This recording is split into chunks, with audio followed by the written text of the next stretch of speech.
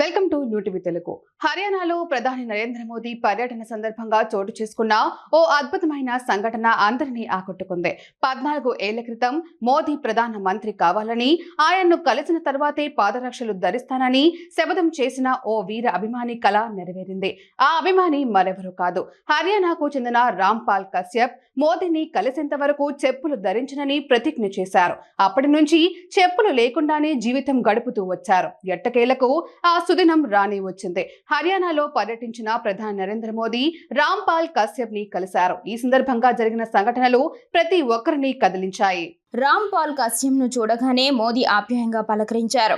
ఆయనతో కాసేపు ముచ్చటించారు. అనంతరం రాంపాల్ కశ్యప్కు బహుమతిగా ఒక జత బూట్లు ఇచ్చారు.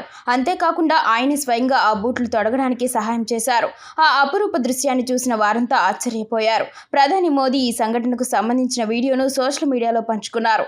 ఈ వీడియోలో రాంపాల్ కశ్యప్ తెల్లటి కుర్తా పైజామా ధరించి చెప్పులు లేకుండా మోదీని కలిసేందుకు వెళుతుండగా మోదీ ఆయనను ఆప్యాయంగా కరచాలనం చేస్తూ ఆహ్వానించారు.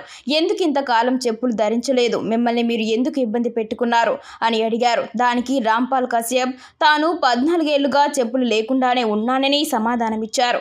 ఇకపై ఇలాంటి శపథాలు చేయవద్దని సూచించారు. నేను ప్రధానమంత్రి అయిన తరువాతే చెప్పులు ధరిస్తానని 14 ఏళ్ల క్రితం ప్రతిజ్ఞ చేసిన రాంపాల్ కశ్యప్ను ఈరోజు యమునానగర్ బహిరంగ సభలో కలిశాను.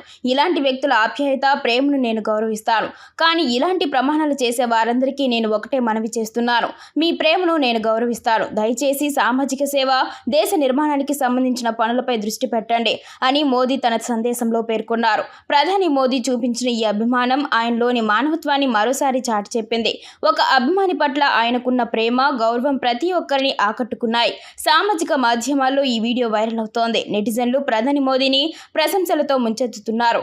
నిజంగానే ఇది ఒక మరుపురాని సంఘటన.